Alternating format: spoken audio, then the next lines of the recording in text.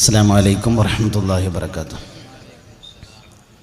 أعوذ بالله من الشيطان الرجيم. بسم الله الرحمن الرحيم. الحمد لله رب العالمين. اللهم صل على سيدنا محمد وآله وصحبه أجمعين. إن نريد إلا الإصلاح ما استطعت وما توفيقي إلا بالله عليه توكلت وإليه أنيب. حصنت نفسي بالحي القيوم الذي لا يموت أبدا ودفعت عني السوء بألف ألف لا حول ولا قوة إلا بالله ولا حول ولا قوة إلا بالله ولا حول ولا قوة إلا بالله العلي العظيم.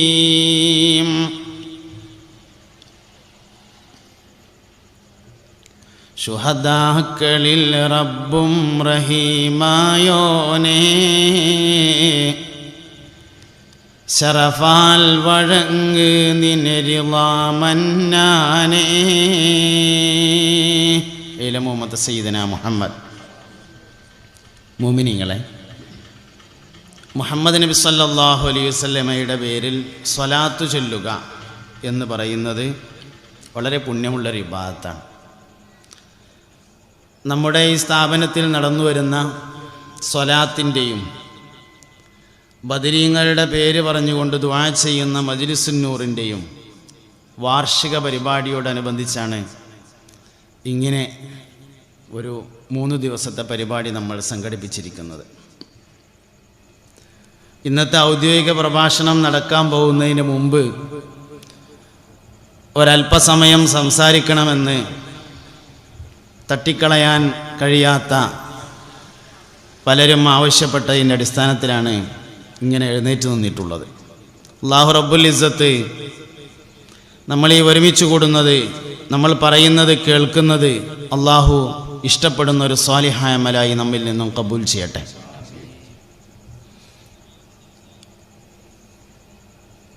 ബദരീങ്ങൾ എന്ന് നമ്മൾ പറയുമ്പോൾ അതിലെ ഒന്നാമത്തെ ആള് മുഹമ്മദ് നബിയാണ് സല്ലല്ലാഹു അലൈഹി വസല്ലം. ബദരീങ്ങളെ കാക്കണേ എന്ന് പറഞ്ഞാൽ അതിൽ മുസ്തഫായ നബി സല്ലല്ലാഹു അലൈഹി വസല്ലമ തങ്ങൾ ഉൾപ്പെടുന്നു. നിങ്ങൾക്കറിയാലോ, ഞാനങ്ങനെ ഒരു നീണ്ട വയത് പറയുന്ന ആളല്ലാന്ന്, ഇങ്ങനെ കാര്യങ്ങൾ പറയുന്ന ഒരാളാണ്. നിങ്ങളെൻ്റെ പ്രസംഗം കേട്ട് പരിചയമുള്ളതുകൊണ്ട് കുഴപ്പമില്ല. ഒരു 313 ആൾക്കാരെ അല്ലാഹു തആല നേരത്തെ ആണ്ട് ഇഷ്ടപ്പെട്ടതാണോ, അതോ ഓല് ബദർ യുദ്ധം എന്ന് പേരായൊരു യുദ്ധം നടത്തിയതുകൊണ്ട് അല്ലാണ്ട് ഇഷ്ടപ്പെട്ടതാണോ? നമ്മൾ പരിശോധിച്ച് നോക്കിയാൽ അല്ലാഹു തആലക്ക് പരിശുദ്ധമായി ഈ ദീനിനെ സംരക്ഷിക്കാൻ ഒരു ബദർ യുദ്ധത്തിൻ്റെ ആവശ്യമൊന്നുമില്ല. എന്താണ് അങ്ങനെ പറയാൻ കാരണം എന്ന് ചോദിച്ചാൽ, ബദറിൽ മലക്കുകൾ ഇറങ്ങുണ്ടായി. എപ്പോഴാണ് ഇറങ്ങിയത്? മുസ്തഫായ നബി സല്ലല്ലാഹു അലൈഹി വസല്ലമ തങ്ങൾ വാളെടുത്തുകൊണ്ട് കുതിരപ്പുറത്തേക്ക് കയറിയ ഒരു സാഹചര്യത്തിലാണ് മലക്കുകൾ ബദറിലേക്ക് ഇറങ്ങിയത്. അത് ഈ മലക്കുകൾ എന്ന് പറഞ്ഞാൽ അതെങ്ങനെ, ഏത് രൂപത്തിലുള്ള വിഭാഗമാണ് എന്നൊന്ന് മനസ്സിലാക്കണം. എന്നാലേ നമുക്ക് അതിൻ്റെ ഗൗരവം കിട്ടുള്ളൂ. മുസ്തഫായ നബി സല്ലല്ലാഹു അലൈഹി വസല്ലമ തങ്ങൾ ഒരിക്കൽ സയ്യിദുനാ ജിബ്രീൽ അലൈഹിസ്സലാമിനോട് ചോദിക്കുകയുണ്ടായി, ജിബ്രീലേ, ഞാൻ നിങ്ങളോടൊരു കാര്യം ചോദിക്കട്ടെ. മുൻകഴിഞ്ഞ ഒരുപാട് അമ്പിയാക്കളുടെ സമൂഹത്തെ നിങ്ങൾ നശിപ്പിച്ചിട്ടുണ്ടല്ലോ. അതിൽപ്പെട്ട ഏറ്റവും വലിയ ഒരു സംഭവം നിങ്ങൾക്ക് പറയാമോ? സയ്യിദുനാ ജിബ്രീൽ അലൈഹിസ്സലാം പറഞ്ഞു, മുൻകഴിഞ്ഞ അമ്പിയാക്കളുടെ സമൂഹങ്ങളിൽ ഞാൻ നശിപ്പിച്ചതിൽ എടുത്തു പറയാകുന്ന ഒരു സംഭവം സയ്യിദുനാ ലൂത്ത് നബി അലൈഹിസ്സലാമിൻ്റെ സമുദായത്തെ നശിപ്പിച്ചതാണ്. മുഹമ്മദ് നബി സല്ലല്ലാഹു അലൈഹി വസല്ലമ തങ്ങളുടെ മുമ്പ് ലോകത്ത് വന്ന എല്ലാ പ്രവാചകന്മാരുടെ കാലത്തും വേറെ നബിമാരുണ്ടായിട്ടുണ്ട്. സയ്യിദുനാ ഇബ്രാഹിം നബി അലൈഹിസ്സലാമിൻ്റെ കാലക്കാരൻ തന്നെയാണ് സയ്യിദുനാ ലൂത്ത് അലൈഹിസ്സലാം.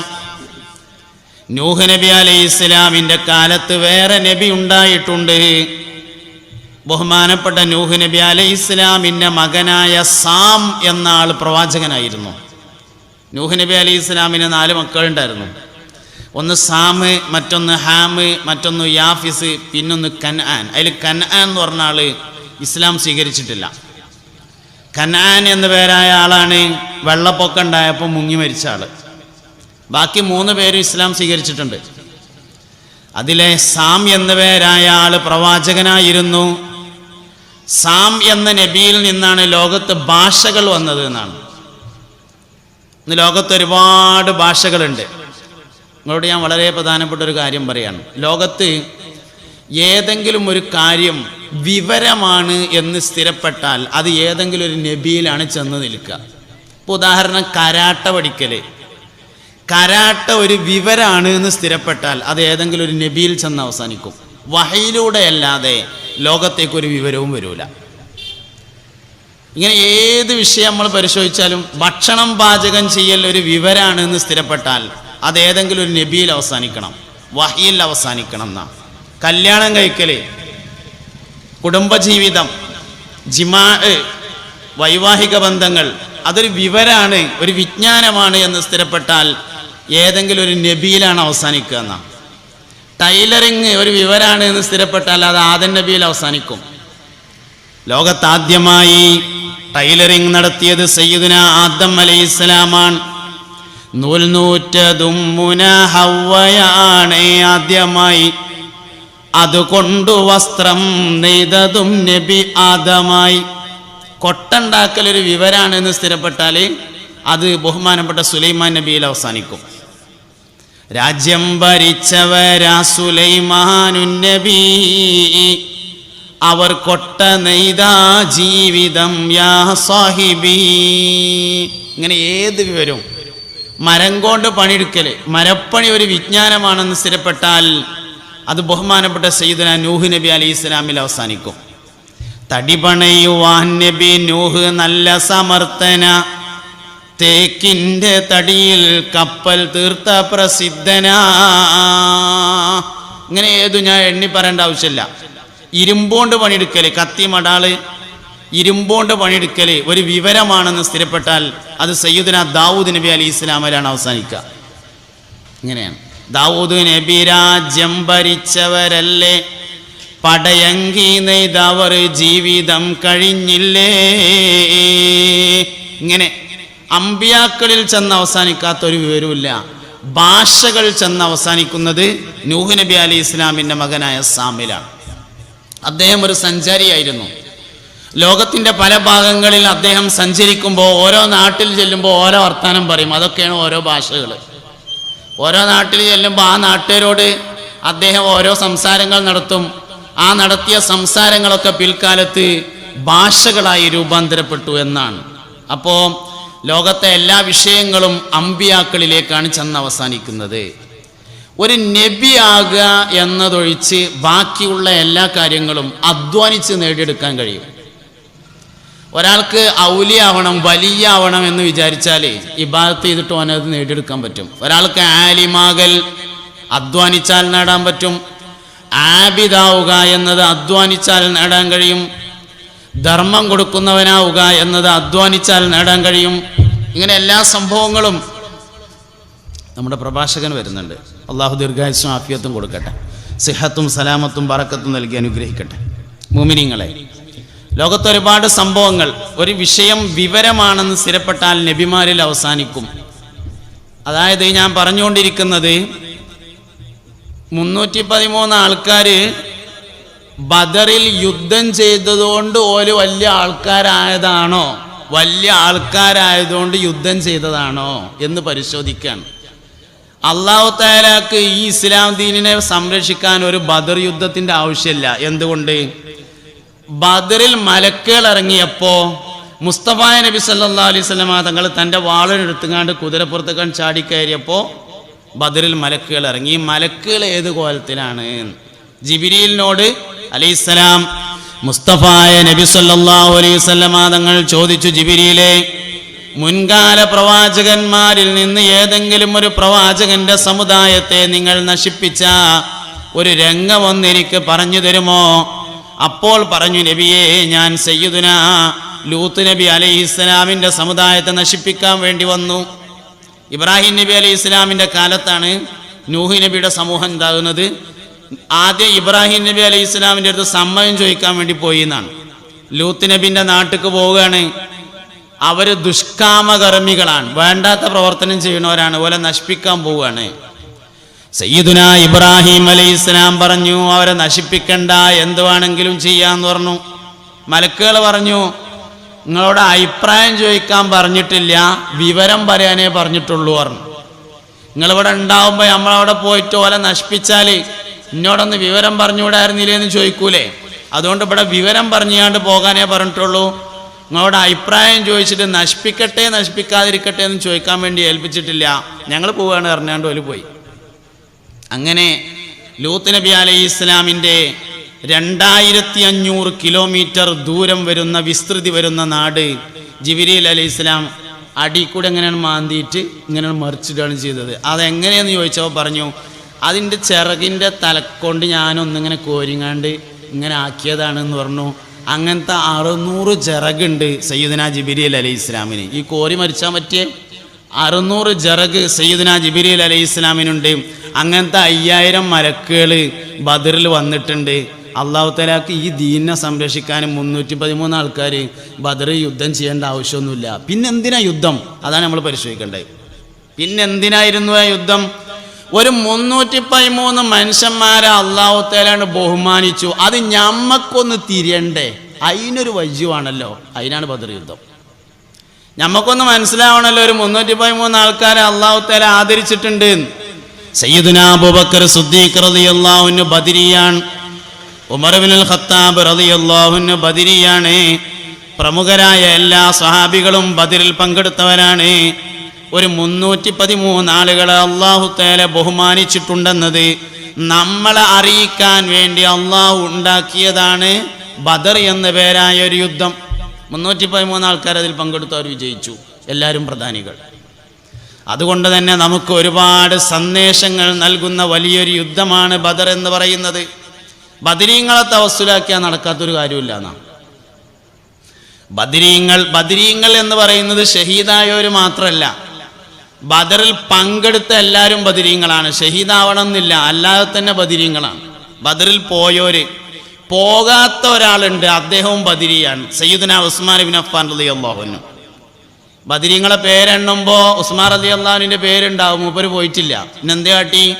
എല്ലാവരും പോയപ്പോൾ മദീനത്ത് കാവലുന്നു എന്നുള്ളതാണ് മൂപ്പരുടെ പ്രത്യേകത. മുസ്തഫായ നബി സല്ലല്ലാഹു അലൈഹി വസല്ലമ തങ്ങളുടെ മകളും ഉസ്മാൻ ഇബ്നു അഫ്ഫാൻ റളിയല്ലാഹു അൻഹുവിൻ്റെ സഹധർമ്മിണിയുമായിരുന്ന സയ്യിദത്തുനാ റുഖിയ ബീവി റളിയല്ലാഹു അൻഹ രോഗബാധിതയായി കിടക്കുകയായിരുന്നു.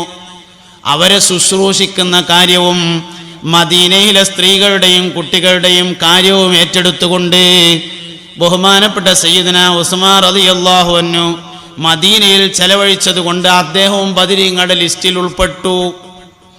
എന്ന് പറഞ്ഞാൽ ബദരീങ്ങളെ തൊട്ടവരൊക്കെ കഴിച്ചിലായി എന്നുള്ളതാണ്. ബദരീങ്ങളെ തൊട്ട എല്ലാ ആൾക്കാരും കഴിച്ചിലായി. അതുകൊണ്ട് ഈ ഉമ്മത്തിൽ ഏറ്റവും പ്രാധാന്യമർഹിക്കുന്ന ഒരു വിഭാഗമാണ് ബദരീങ്ങൾ എന്ന് പറയുന്നത്.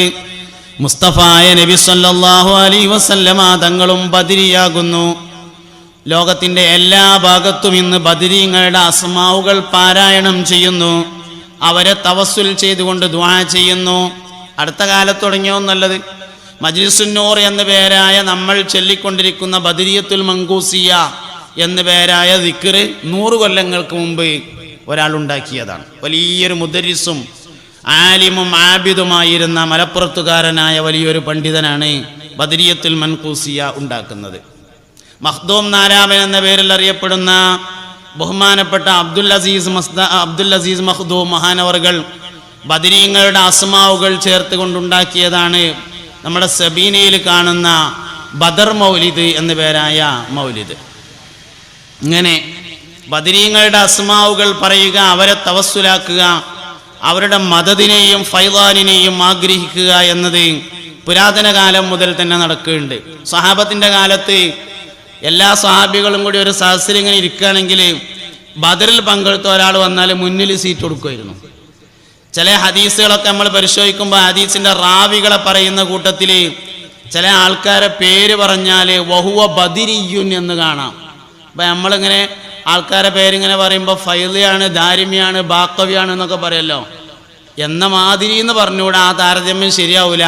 സ്വഹാബത്തിൻ്റെ ഇടയിൽ ബദറിൽ പങ്കെടുത്ത ആളുകളുടെ പേരിൻ്റെ അവസാനം വഹുവ ബദിരിയുൻ, അദ്ദേഹം ബദിരിയാണ് എന്ന് ചേർക്കാറുണ്ടായിരുന്നു. ബദറിൽ പങ്കെടുത്ത ആളുകൾക്ക് അക്കാലത്ത് തന്നെ വലിയ പ്രാധാന്യം കൽപ്പിച്ചിരുന്നു എന്ന് കാണാം. അള്ളാഹു സുബ്ഹാനഹു വ തആല ചില ആൾക്കാരാണ്ട് ആദരിക്കാനും ബഹുമാനിക്കാനും ഒക്കെ തീരുമാനിച്ചാലേ നമ്മളിഞ്ഞ് വേണ്ടെന്ന് വിചാരിച്ചിട്ട് കാര്യമില്ല. ഇന്ന് നമ്മൾ ലോകത്ത് ഒരുപാട് അഭിപ്രായങ്ങളെയും അഭിപ്രായ വ്യത്യാസങ്ങളെയും കാണുന്നുണ്ട്. ലോകം കണ്ടതിലെ ഏറ്റവും മോശമായ അഭിപ്രായം എന്ന് പറയുന്നത് മുഹമ്മദ് നബി സല്ലല്ലാഹു അലൈഹി വസല്ലമ സാധാരണ മനുഷ്യനാണെന്നുള്ള അഭിപ്രായമാണ്. ഈ അഭിപ്രായ വ്യത്യാസത്തിൽ മോശത്തിൻ്റെ കാര്യത്തിൽ ഇനി അതിൻ്റെ താഴെ പോണ വേറൊരു അഭിപ്രായമില്ല എന്നുള്ളതാണ്. സയ്യിദുനാ ത്വാഹ നബി സല്ലല്ലാഹു അലൈഹി വസല്ലമ തങ്ങൾ ഒരു സാധാരണ മനുഷ്യനാണെന്നതാണ് ഏറ്റവും മോശപ്പെട്ട അഭിപ്രായം. എന്തുകൊണ്ട്? നുബുവത്ത് എന്ന് പറയുന്നത് ഒരാൾ അധ്വാനിച്ചുണ്ടാക്കണതല്ല, അള്ളാഹുവിൻ്റെ ഇസ്തിഫാ ആണ്, അള്ളാഹു തിരഞ്ഞെടുക്കുന്നതാണ്. ലോകത്തെ എല്ലാ സംഭവങ്ങളും നബി തങ്ങൾക്ക് വേണ്ടിയാണ് അള്ളാഹു സംവിധാനിച്ചത്. ആദം നബി അലൈഹിസ്സലാം സ്വർഗത്ത് നിന്ന് എന്തിനാ അങ്ങോട്ട് പോകുന്നത്? മുഹമ്മദ് നബിക്ക് വരാന് സല്ലല്ലാഹു അലൈഹി വസല്ലം. മറിയം ബി റളിയല്ലാഹു അൻഹയെ കെട്ടിച്ചിട്ടില്ല. സയ്യിദത്തുന മറിയം റളിയല്ലാഹു അൻഹയെ വിവാഹം ചെയ്തിട്ടില്ല. എന്തേ കാരണം? സ്വർഗത്തിലെ മുസ്തഫായ നബി തങ്ങളുടെ ഭാര്യയാണ് സയ്യിദത്തുന മറിയം റളിയല്ലാഹു അൻഹ. ഈ ലോകത്തെ എല്ലാ സംഭവങ്ങളും നമ്മൾ പരിശോധിച്ചാലും അതിൻ്റെ പിന്നിൽ മുഹമ്മദ് നബി ഉണ്ടാകുക സല്ലല്ലാഹു അലൈഹി വസല്ലം. ബഹുമാനപ്പെട്ട ഇസ്മായിൽ അലൈഹിസ്സലാം എന്തിനാ മക്കത്തേക്ക് താമസം മാറിയത്? ഇബ്രാഹിം നബി അലൈഹിസ്സലാമിൻ്റെ മകൻ ഇസ്ഹാഖ് നബിയുണ്ട്, ഇസ്മായിൽ നബിയുണ്ട്. ഇസ്ഹാഖ് നബി അലൈഹി ഇസ്ലാമിൻ്റെ മക്കളിലാണ് ബനു ഇസ്രായേൽ എന്ന് പറയുന്നത്, യാക്കൂബ് നബി അലൈഹി ഇസ്ലാമിൻ്റെ സന്താന പരമ്പര. അവരിലാണ് ലോകത്തെ എല്ലാ പ്രവാചകന്മാരും വന്നിട്ടുള്ളത്. ഒട്ടുമിക്ക പ്രവാചകന്മാരും ബനു ഇസ്രായേലിലാണ്, ഇസ്ഹാഖ് നബിയുടെ സന്താന പരമ്പരയിലാണ്. ഇസ്മായിൽ അലൈഹി ഇസ്ലാമിൻ്റെ സന്താന പരമ്പരയിൽ ഒരാൾ മാത്രമാണ് വന്നത്, അത് മുഹമ്മദ് നബിയാണ് സല്ലല്ലാഹു അലൈഹി വസല്ലം. ഇസ്മായിൽ അലൈഹി ഇസ്ലാമിനെ ഇബ്രാഹിം അലൈഹി ഇസ്ലാം എന്തിനാ മക്കയിൽ കൊണ്ടാക്കിയത്? മുഹമ്മദ് നബിക്ക് വരാൻ വേണ്ടി സല്ലല്ലാഹു അലൈഹി വസല്ലം. അല്ലാഹു സുബ്ഹാനഹു വ തആല ഒരിക്കൽ കഅബ പൊളിച്ചിട്ടുണ്ട്. ആദം നബി അലൈഹി ഇസ്ലാമിൻ്റെ മുമ്പ് മലക്കുകളാൽ ഉണ്ടാക്കപ്പെട്ടതാണ് കഅബ. നൂഹ് നബി അലൈഹി ഇസ്ലാമിൻ്റെ കാലത്ത് വലിയ വെള്ളപ്പൊക്കം ഉണ്ടായപ്പോൾ കഅബ പൊളിഞ്ഞു. ആരെ പൊളിച്ചത്? അല്ലാഹു തന്നെയാണ് പൊളിച്ചത്. എന്നാൽ അബ്രഹത്ത് രാജാവ് എന്നു പേരായ രാജാവിൻ്റെ നേതൃത്വത്തിൽ ആനപ്പടയുമായി കഅബം പൊളിക്കാൻ വേണ്ടി വന്നപ്പോ അബാബീൽ എന്നു പേരായ പക്ഷിക്കൂട്ടങ്ങളെ പറഞ്ഞയച്ചുകൊണ്ട്, അബാബീൽ എന്ന് പറഞ്ഞത് ഒരു പ്രത്യേക പക്ഷിയല്ല എന്നാണ്, ചെറിയ പക്ഷിക്കൂട്ടങ്ങൾക്ക് പറയുന്ന ഒരു പേരാണ് അബാബീൽ. അബാബീൽ പക്ഷികളെ പറഞ്ഞയച്ചുകൊണ്ട് അല്ലാഹു സുബ്ഹാനഹു വ തആല ആനപ്പടയെ നശിപ്പിച്ചു. നൂഹ് നബി അലൈഹി ഇസ്ലാമിൻ്റെ കാലത്ത് ഒരുപാട് സാധനങ്ങളെ സംരക്ഷിച്ചിട്ടുണ്ട്. കൂട്ടത്തിൽ കഅബയും കൂടിയാണ് സംരക്ഷിച്ചിട്ടുണ്ടായിരുന്നില്ലേ? അന്ന് അങ്ങനെ സംരക്ഷിക്കേണ്ട ആവശ്യമില്ല. എന്നാൽ അബ്രഹത്ത് രാജാവ് വരുമ്പോൾ സംരക്ഷിക്കേണ്ട ആവശ്യമുണ്ട്. എന്തേ ആവശ്യം? അതിൻ്റെ ആവശ്യം എന്താ വെച്ചാൽ, ഇബ്രാഹിം നബി അലൈഹി ഇസ്ലാമും ഇസ്മായിൽ നബി അലൈഹി ഇസ്ലാമും കൂടിയും കഅബ ഉണ്ടാക്കുമ്പോൾ ഒരു വർത്താനം പറഞ്ഞിരുന്നു എന്നുള്ളതാണ് അതിൻ്റെ കാരണം. ഓലൊരു വർത്താനം പറഞ്ഞിരുന്നു കഅബ ഉണ്ടാക്കുമ്പോൾ. ഒക്കെ ഉണ്ടാക്കി കഴിഞ്ഞതിൻ്റെ ശേഷം റബ്ബനാ തഖബ്ബൽ മിന്നാ ഇന്നക അൻതസ് സമീഉൽ അലീം, പടച്ചോനെ ഞങ്ങൾ ഈ ചെയ്ത പ്രവർത്തനത്തെ നീ കബൂലാക്കണേ റബ്ബേ. റബ്ബനാ വബഅസ് ഫീഹിം റസൂലാ,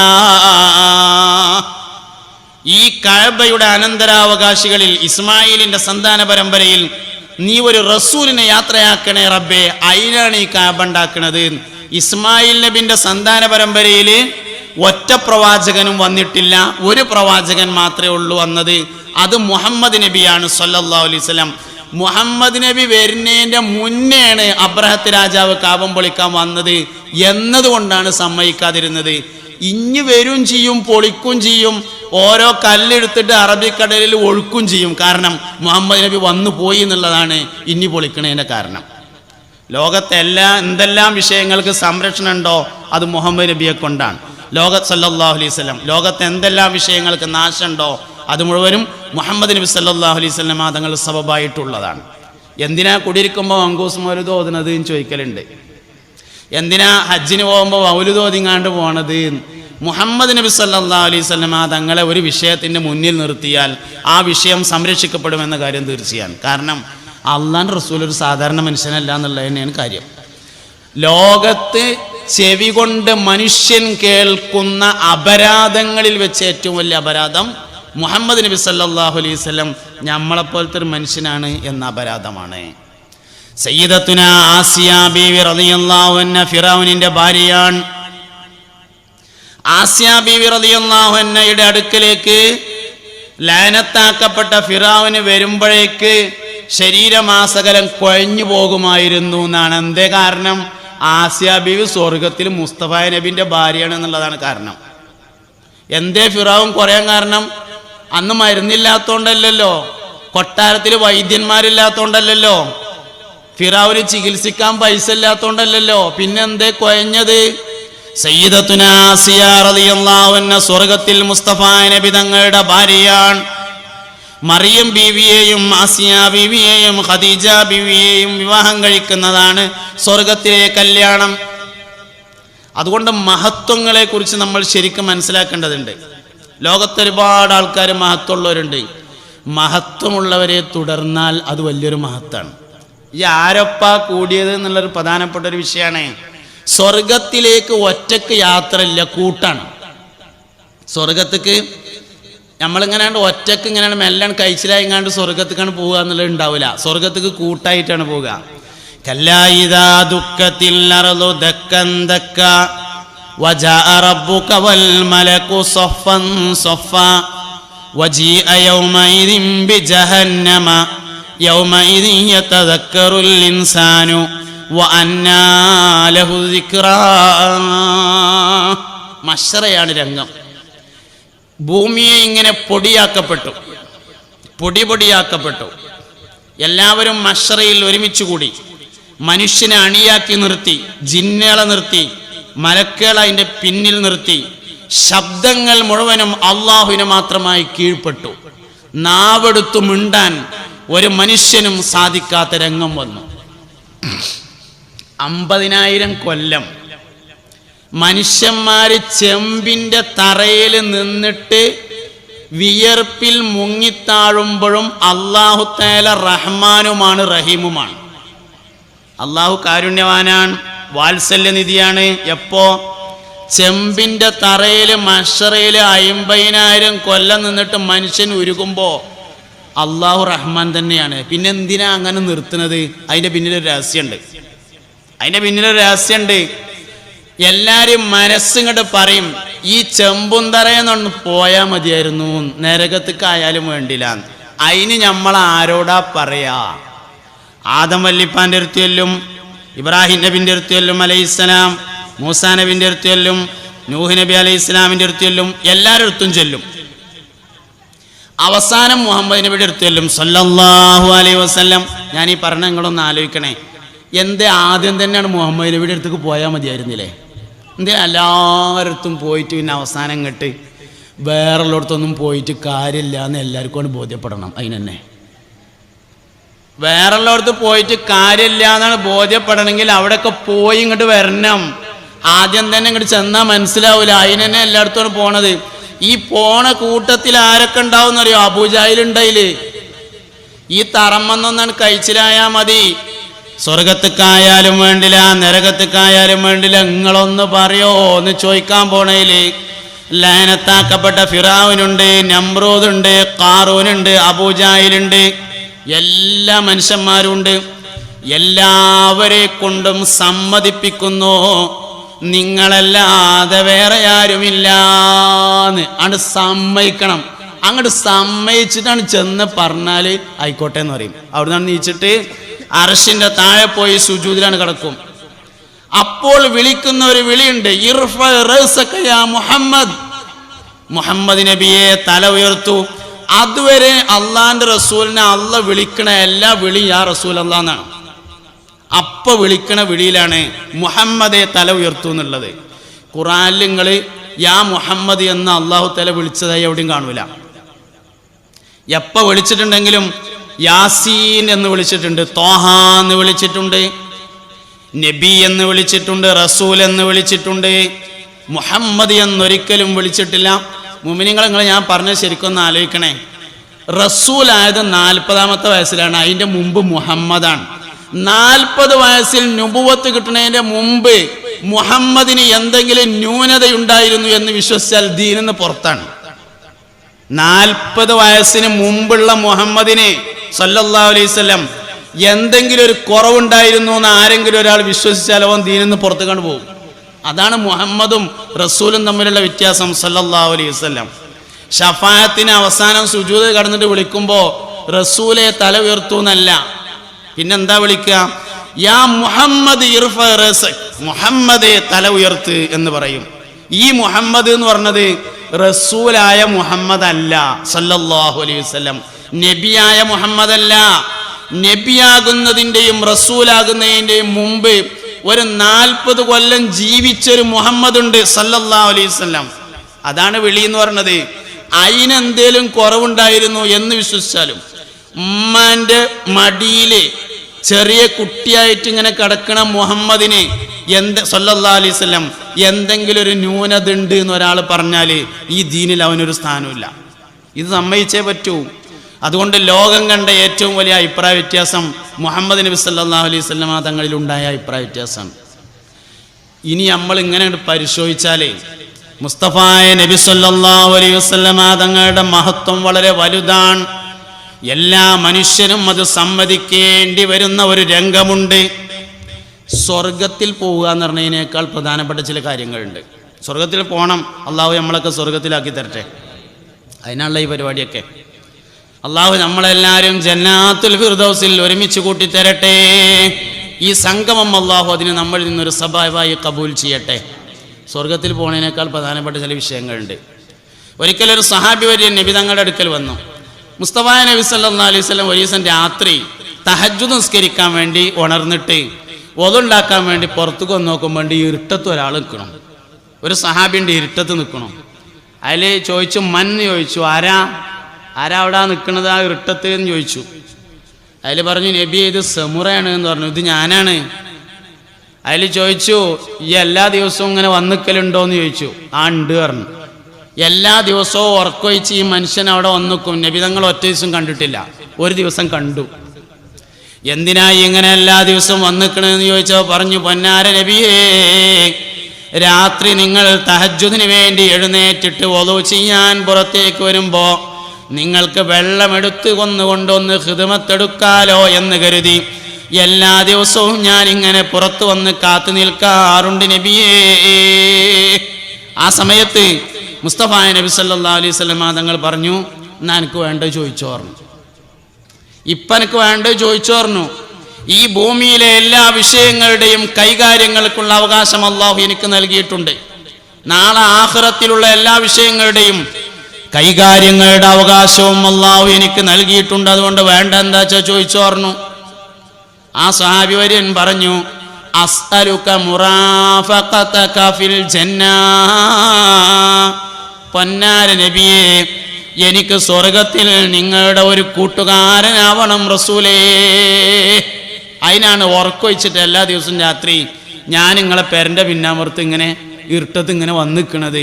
നിങ്ങൾക്ക് ഒരു ദിവസം ഖിദ്മത്ത് എടുത്തുകൊണ്ട് എനിക്ക് ഈ ഒരു ചോദ്യം ചോദിക്കാനാണ്. ഹബീബുനാ റസൂലുള്ളാഹി സ്വല്ലല്ലാഹു അലൈഹി വസല്ലം പറഞ്ഞു, സമുറ, നീ കുറച്ച് ഗൗരവം കുറഞ്ഞ് ചോദിക്കായിരുന്നു. അത് കുറച്ച് കടന്ന കയ്യായല്ലോ. സ്വർഗത്തിൽ എൻ്റെ കൂട്ടുകാരനാവണമെന്നപ്പോൾ ചോദിച്ചത്. അതിൻ്റെ താഴെ എന്തെങ്കിലും ഒന്ന് കുറച്ച് ചോദിക്കുക എന്ന് പറഞ്ഞു. എനിക്കിതല്ലാതെ വേറൊന്നും ചോദിക്കാനില്ല, എനിക്ക് സ്വർഗത്തിൽ നിങ്ങളെ കൂട്ടുകാരനാവണം എന്ന് പറഞ്ഞു. മുസ്തഫായ നബി സല്ലല്ലാഹു അലൈഹി വസല്ലം തങ്ങൾ പറഞ്ഞു,